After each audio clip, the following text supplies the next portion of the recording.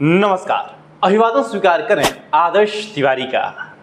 भारतीय राजनीति में इन दिनों जो आरोप प्रत्यारोप का दौर चल रहा है उससे न केवल नेताओं के बीच तनाव बढ़ा दिया है बल्कि चुनाव आयोग जैसी संवैधानिक संस्था को भी केंद्र में लाके खड़ा कर दिया है। कांग्रेस सांसद राहुल गांधी के वोट चोरी वाले आरोप और बिहार में एसआईआर को लेकर उठे विवाद के बाद चुनाव आयोग की प्रेस कॉन्फ्रेंस ने पूरे देश में एक नई बहस छेड़ दी है और एक सवाल सभी के मन में है कि राहुल गांधी ने क्या आरोप लगाए, चुनाव आयोग ने किस तरह पलटवार किया और अब क्या चुनाव आयोग पर लग रहा वोट चोरी का आरोप बंद हो जाएगा। आज के वीडियो में हम इन्हीं सब मुद्दों पर बात करेंगे। इसके साथ ही ये भी बताएंगे कि वो ऐसे 4 सवाल कौन हैं और उनके जवाब क्या थे चुनाव आयोग द्वारा, जिसे कांग्रेस कह रही है कि चुनाव आयोग ने उसका सीधा जवाब नहीं दिया। चलिए शुरू करते हैं। कांग्रेस सांसद राहुल गांधी ने हाल ही में बेहद गंभीर आरोप लगाया। उनका कहना है कि देश के अलग अलग इलाकों में मतदाता सूचियों से छेड़छाड़ हुई है। उन्होंने सीधे तौर पर कहा कि देश में वोट चोरी हो रहा है। सोचिए जरा, वो संस्था जिस पर हर भारतीय मतदाता का विश्वास टिका है, वही संस्था अगर सवालों के घेरे में आ जाए तो लोकतंत्र की बुनियाद कितनी हिल सकती है। रविवार को पुनः कांग्रेस नेता राहुल गांधी और राष्ट्रीय जनता दल के नेता बिहार के सासाराम में चुनाव आयोग पर वोट चोरी का आरोप लगाते हुए एक रैली को संबोधित कर रहे थे। इसके कुछ ही मिनटों के बाद सासाराम से करीब 900 किलोमीटर दूर देश की राजधानी दिल्ली में चुनाव आयोग की तरफ से इन आरोपों पर जवाब देने के लिए एक प्रेस कॉन्फ्रेंस की गई, जो मुख्य चुनाव आयुक्त ज्ञानेश कुमार कर रहे थे। उनका स्वर बेहद सख्त था। उन्होंने प्रेस कॉन्फ्रेंस में साफ साफ कहा, हर राजनीतिक दल का जन्म पंजीकरण से होता है। चुनाव आयोग का कर्तव्य है कि सभी दलों को बराबर माना जाए, किसी तरह का भेदभाव करने वाला सवाल ही नहीं उठता है। और फिर उन्होंने तीखा पलटवार किया, अगर राहुल गांधी के पास सबूत है तो 7 दिन में शपथ पत्र के साथ पेश करें, वरना देश से माफी मांगे। ज्ञानेश कुमार ने प्रेस कॉन्फ्रेंस में एक एक कर तमाम बिंदुओं पर जवाब दिया। बहरहाल अब आपको वो 4 सवाल बताते हैं और उस पे चुनाव आयोग के जवाब को भी बताते हैं, जिसे कांग्रेस कह रही है कि सीधा सीधा जवाब नहीं मिला है। प्रश्न क्रमांक 1, बिहार चुनाव से ठीक पहले एसआईआर क्यों? रविवार को सासाराम में आरजेडी नेता तेजस्वी यादव ने कहा कि बिहार चुनाव से ठीक पहले बीजेपी चुनाव आयोग के साथ मिलकर वोट देने का अधिकार छीन रही है। राहुल गांधी ने कहा, इनकी आखिरी साजिश ये है कि बिहार में एसआईआर करके नए वोटरों को जोड़कर, वोटरों को काटकर ये बीजेपी आरएसएस बिहार का चुनाव चोरी करें। हम इन्हें और यह चुनाव चोरी नहीं करने देंगे। इस पर जवाब आया, मतदाता चुनाव से पहले सही करना चाहिए या चुनाव के बाद सही करना चाहिए। जाहिर सी बात है, चुनाव से पहले। ये बात चुनाव आयोग नहीं कह रहा है, ये लोक प्रतिनिधित्व कानून कह रहा है। हर चुनाव से पहले आपको मतदाता सूची शुद्ध करनी होगी, यह चुनाव आयोग का कानूनी दायित्व है। आरजेडी की तरफ से यह सवाल उठाया गया था कि एसआईआर की प्रक्रिया ऐसे समय में क्यों की जा रही है जब बिहार में बाढ़ आई हुई है। इस पर जवाब आया, बिहार में 2003 में भी एसआईआर हुआ था और उसकी तारीख थी 14 जुलाई से 14 अगस्त। तब भी सफलतापूर्वक हुआ था और इस बार भी सफलतापूर्वक हुआ है। प्रश्न क्रमांक 2, डुप्लीकेट एपिक क्यों? एपिक को लेकर चुनाव आयोग ने 2 तरह की समस्याएं बताई हैं। एपिक 1, व्यक्ति अनेक। व्यक्ति 1, एपिक अनेक। मैं फिर से उसको दोहरा रहा हूं, एपिक 1, व्यक्ति अनेक। व्यक्ति 1, एपिक अनेक।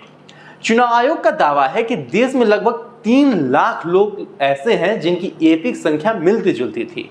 इसके बाद उनकी एपिक संख्या में बदलाव किया गया ताकि एपिक संख्या 1 न हो। ज्ञानेश कुमार कहते हैं कि दूसरी तरह की डुप्लीकेसी ऐसे आती है जब एक ही व्यक्ति का एक से ज्यादा जगहों की मतदाता सूची में नाम हो और उसका एपिक नंबर अलग हो, अर्थात व्यक्ति 1, एपिक अनेक। चुनाव आयोग का कहना है कि ऐसी स्थिति इसलिए हुई क्योंकि व्यक्ति ने अपनी जगह बदल ली लेकिन पुरानी लिस्ट से अपना नाम नहीं हटवाया। राहुल गांधी ने अपनी प्रेस कॉन्फ्रेंस में कुछ उदाहरण देते हुए सवाल उठाया था कि ऐसे मतदाताओं का नाम चुनाव आयोग दूसरी जगह से क्यों नहीं हटाता। इस पर चुनाव आयोग ने कहा कि चुनाव आयोग किसी के कहने से किसी का नाम नहीं काट सकता, क्योंकि एक ही नाम के कई लोग होते हैं, इसलिए इसे जल्दबाजी में नहीं किया जा सकता है। व्यक्ति चाहे तो खुद नाम हटा सकता है या SIR के जरिए इसे सही किया जा सकता है। प्रश्न क्रमांक 3, फर्जी वोटर और zero house number. Rahul Gandhi ने दावा किया था कि 2024 के लोकसभा और महाराष्ट्र, कर्नाटक, मध्य प्रदेश जैसे राज्यों के विधानसभा चुनावों में मतदाता सूची में बड़े पैमाने पर हेरफेर हुआ, जिससे भारतीय जनता पार्टी को बड़े स्तर पर फायदा हुआ। विशेष रूप से उन्होंने बेंगलुरु की महादेवपुरा विधानसभा में 1 लाख से ज्यादा फर्जी वोटर और कई अमान्य पतों का आरोप लगाया था। राहुल गांधी ने डुप्लीकेट वोटरों, जैसे एक ही व्यक्ति का कई राज्यों में वोटर के रूप में रजिस्ट्रेशन, और गलत पतों, जैसे एक छोटे कमरे में सैकड़ों वोटर के उदाहरण दिए थे। चुनाव आयोग ने इन आरोपों को निराधार और गैर जिम्मेदाराना बताते हुए खारिज किया है। आयोग ने कहा है कि वोट चोरी जैसे शब्दों का इस्तेमाल करोड़ों मतदाताओं और लाखों चुनाव कर्मचारियों की ईमानदारी पर हमला है। महाराष्ट्र को लेकर चुनाव आयोग ने कहा कि समय रहते जब ड्राफ्ट सूची थी तो आपत्ति दर्ज क्यों नहीं कराई, और नतीजों के बाद भी गड़बड़ी की बात सामने आ गई।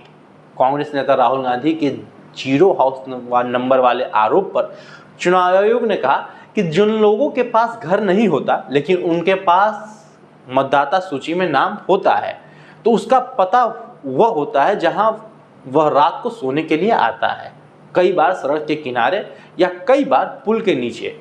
अगर उन्हें फर्जी मतदाता कहा जाए तो यह उन गरीब भाइयों, बहनों और बुजुर्ग मतदाताओं के साथ एक खिलवाड़ है। करोड़ों लोगों के घरों के आगे जीरो नंबर है क्योंकि पंचायत, नगर निगम ने उनके घर का नंबर नहीं लिया है। शहरों में अनाधिकृत कॉलोनियां हैं जहां उन्हें नंबर नहीं मिला है, तो वो अपने फॉर्म में क्या पता भरें। इस पर चुनाव आयोग के निर्देश कहते हैं कि अगर ऐसा कोई भी मतदाता है तो चुनाव आयोग उसके साथ खड़ा है और उसे नोशनल नंबर देगा। इसे कंप्यूटर में जब भरते हैं तो यह जीरो दिखता है। आयोग का कहना है कि वोटर बनने के लिए पते से ज्यादा 18 वर्ष की आयु और नागरिकता आवश्यक है। प्रश्न क्रमांक 4, राहुल गांधी कह रहे हैं कि मुझसे ही एफिडेविट चुनाव आयोग क्यों मांगता है और बार बार क्यों मांगता है। इस पर कहना है कि अगर आप संबंधित चुनाव आयोग का कहना है कि इस पर अगर आप संबंधित इलाके के वोटर नहीं तो आपको शपथ पत्र देना होगा। ज्ञानेश कुमार ने इस पर जवाब दिया कि जहां आप गड़बड़ी की बात कर रहे हैं और आप उस विधानसभा क्षेत्र के निर्वाचक नहीं हैं तो कानून के मुताबिक आपको शपथ पत्र देना होगा। आप गवाह के तौर पर अपनी शिकायत दर्ज करा सकते हैं और इलेक्टोरल रजिस्ट्रेशन ऑफिसर को आपको एक शपथ देनी होगी। वह शपथ जिस व्यक्ति के खिलाफ आपने शिकायत की है उसके सामने दर्ज करानी होगी। यह कानून कई साल पुराना है और उसके लिए समान तरह से लागू है। अब सवाल उठता है कि क्या ये खत्म हो जाएगा वोट चोरी का सवाल जो अभी तक चुनाव आयोग पर लग रहा था। चुनाव आयोग के प्रेस कॉन्फ्रेंस के बाद कांग्रेस नेता पवन खेड़ा ने कहा कि चुनाव आयोग ने विपक्ष के सवालों का सीधा जवाब नहीं दिया है। उन्हें ऐसा लग रहा था कि प्रेस कॉन्फ्रेंस में बीजेपी का कोई नेता बोल रहा है। फिलहाल जो सफाई चुनाव आयोग ने दी है उससे मुद्दा खत्म होते हुए हमें भी नहीं दिखाई दे रहा है। हमें लगता है कि कम से कम बिहार चुनाव तक विपक्ष इस मुद्दे को बनाए रखेगा और ये मुद्दा खत्म होने नहीं देगा। और चुनाव आयोग ने बिहार ड्राफ्ट लिस्ट से करीब 65 लाख मतदाता हटाए हैं और ये एक बड़ी संख्या है और विपक्षी दल इसे लगातार मुद्दा बना रहे हैं। बिहार में हुई इंडिया गठबंधन की रैली इसका उदाहरण भी है। महाराष्ट्र को लेकर राहुल गांधी ने सवाल खड़े किए थे जो आज भी बरकरार हैं। इसलिए चुनाव आयोग कुछ भी कहे, विपक्ष इसे बिहार चुनाव में मुद्दा जरूर बनाएगा। अब सवाल यही उठता है कि क्या वाकई चुनाव आयोग पर उठे यह आरोप सच्चाई की ओर इशारा करते हैं या यह राजनीति का वह दौर है जहां हर हार जीत का ठिकरा व्यवस्था पर फोड़ना सबके लिए आसान हो गया है। सच तो यह है कि भारत का चुनाव तंत्र दुनिया का सबसे बड़ा लोकतांत्रिक प्रयोग है, लेकिन विपक्ष के सवाल भी नजरअंदाज नहीं किए जा सकते, क्योंकि लोकतंत्र में अविश्वास की छोटी सी दरार भी आने वाले समय में बड़ी खाई का रूप ले सकती है। बहरहाल आज के लिए दीजिए मुझे इजाजत। यदि इस वीडियो को आप YouTube पे देख रहे हैं तो चैनल को भी सब्सक्राइब करें और Facebook पे देख रहे हैं तो पेज को तुरंत फॉलो करें। धन्यवाद।